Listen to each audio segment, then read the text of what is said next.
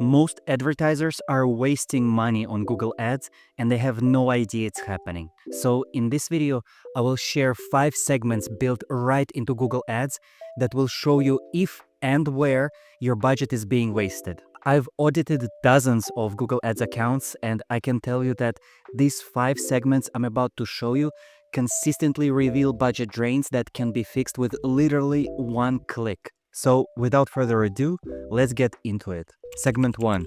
This extension versus other. Segment number 1 is about getting the real performance data for your ad extensions, or as Google calls them now, ad assets. Things like site links, callouts, structured snippets, and so on. This one is called This Extension versus Other, and it reveals something that's been misleading advertisers for years. So in your Assets tab, you have the Associations view, where you can see each specific association of an asset, whether it's at the account level, campaign level, or ad group level. There is also a Performance tab that aggregates everything across your whole account, but the Associations tab is where you can apply this segment I'm talking about.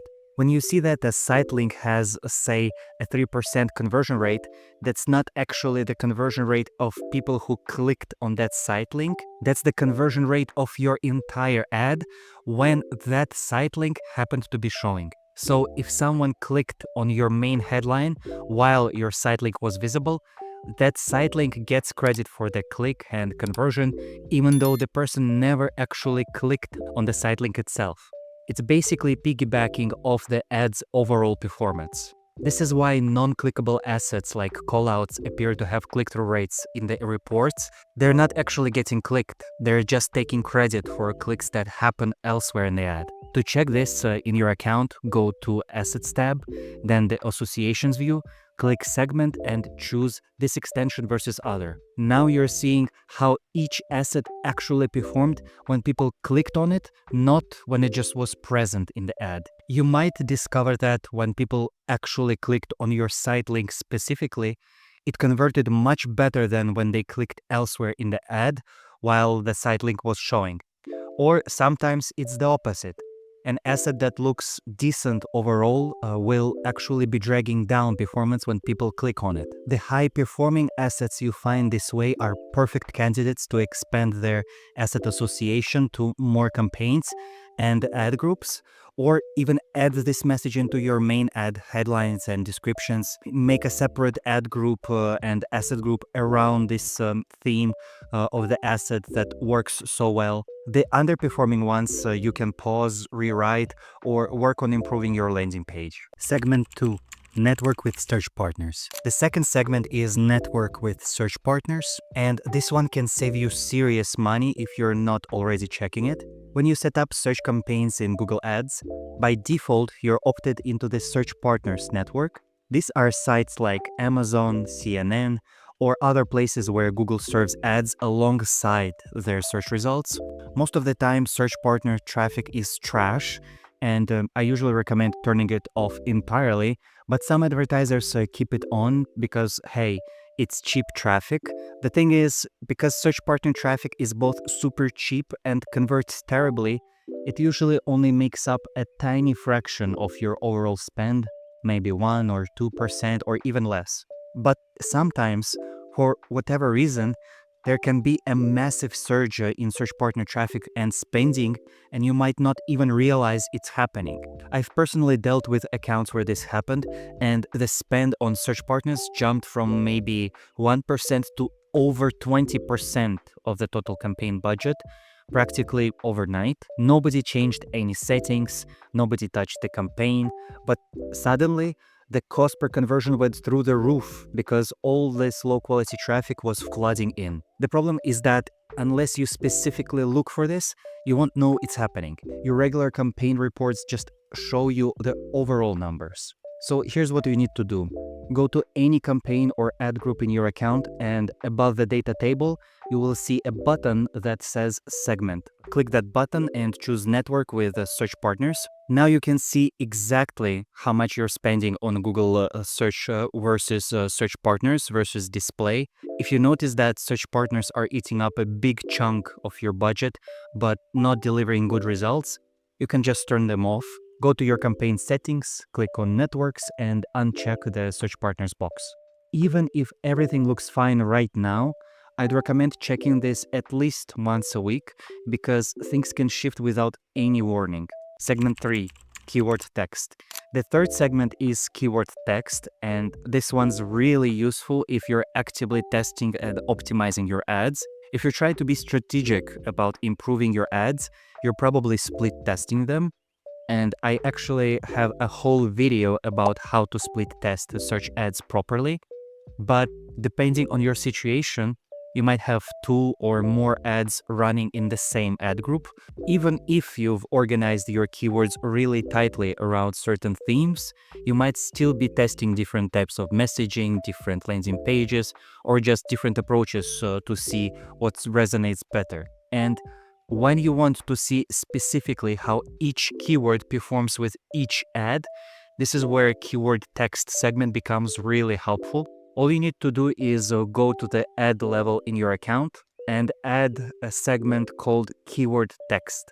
This gives you extra insights for your split testing and optimization, but it also tells you how well your messaging resonates with the intent behind each keyword. You can look for keywords that underperform or outperform under certain ads. If you see keywords that are consistently underperforming with a certain ad, that's a signal that your messaging and the search intent aren't aligned. Maybe you need to create new ad groups with tighter themes, or rewrite the ad copy, or even test a different landing page. Segment 4, conversion actions. Next one is conversion actions, and this one always surprises me as I still can't believe how many people get this wrong. When you look at the conversions column in Google Ads, you're not looking at one thing, you're looking at the mix of all primary conversion actions you've set up, either at the account level or at the campaign level. Could be purchases, could be leads, could be newsletter signups, and depending on how your conversions are set up, all these different conversion events can be counted equally in that conversions column. What I've seen happen is advertisers will be optimizing their campaigns based on conversion events that they did not intend, because their conversions were not set up properly in the first place. To see what's really happening, go to any table that shows conversions data and segment by conversions and then conversion actions. Now you can see the breakdown of exactly which actions are driving your conversion numbers. Once you see this, you might realize that you need to adjust which conversion actions are marked as primary versus secondary in your account settings. The primary ones are what Google's automated bidding will prioritize, so you want to make sure that these are actually the actions that matter the most for your business. Segment 5, click type. When people click on your ads, they're clicking on specific section: your headline, a site link, your phone number, driving directions, location details, promotions, images, and so on and so forth. The click type segment shows you exactly which part of your ad each click came from. To check this, apply a segment by click type. Now you can see the breakdown of where people are actually clicking and how each section converts. Look for click types with terrible conversion rates or bad cost per conversion compared to your other traffic. Maybe your site links are eating up your budget but never converting, or your call extension is getting clicks but people are hanging up immediately because maybe something is wrong with your number. If you find sections that consistently underperform, you need to examine those problematic areas further. Sometimes the fix is simple, like updating your site links to more relevant pages, or changing your phone number to go directly to sales instead of general line. Other times, you might need to pause underperforming assets entirely. Bonus segment.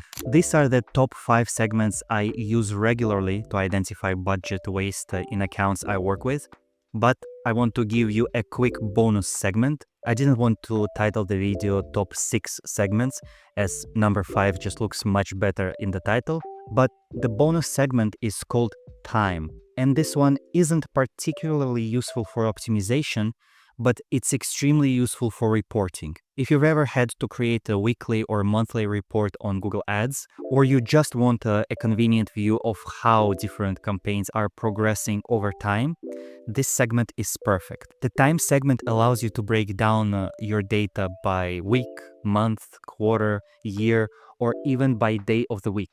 So if you need a weekly report or you want to see month-over-month dynamic for each campaign in a convenient table view, you can easily do that by just selecting the segment time and choosing whatever breakdown you want. Now, if you're using smart bidding, I don't recommend trying to make bidding adjustments or exclusions based on time data. Let the algorithm handle that. But for reporting and understanding patterns in your business, the time segment is incredibly helpful. Conclusion and warning. There are a bunch of other segments available on Google Ads, but before you go crazy segmenting everything in your account, I want to give you one important warning. Just because you can slice your data in a million different ways doesn't mean you should necessarily exclude slightly underperforming segments. You can always find segments that look like they're performing way better or way worse than average, but that doesn't necessarily mean there is something actionable there. Sometimes the difference you see is just random noise. Maybe one segment performed better because of external factors you can't control, or because the sample size is too small to be meaningful. The key is to focus on segments that actually help you understand why something is happening and give you clear action items to improve your performance. These 5 segments I showed you today, plus the bonus time segments, are the ones that consistently reveal real issues you can actually fix. Start with these, identify where your budget is being wasted, make the necessary changes, and then you can explore other segment options if needed. Also, when you do apply changes based on your segments, make sure that you're testing just one change at a time and allow enough data to accumulate to make a data-driven decision, whether this change was positive or negative for your bottom line. If any of these segments revealed something surprising in your account, let me know in the comments. And if this video was helpful, definitely hit that like button and subscribe for more Google Ads tips and strategies. Thank you so much for watching. I will see you in the next one.